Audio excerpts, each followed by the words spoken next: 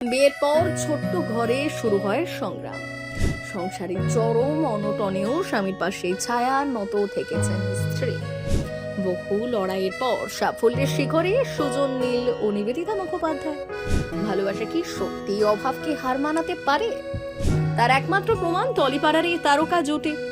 ভালোবাসা কি সত্যি অভাবকে হার মানাতে পারে? সুজন নীল মুখোপাধ্যায়ের জীবন যেন তারই উত্তর। থিয়েটার থেকে শুরু করে টেলিভিশন ও সিনেমায় নিজের জায়গা তৈরি করা এই অভিনেতার পথ মোটেও সহজ ছিল না। আর্থিক টানাপোড়েন, অনিশ্চিত কাজ, সবকিছুর মাঝেও তিনি থামেননি।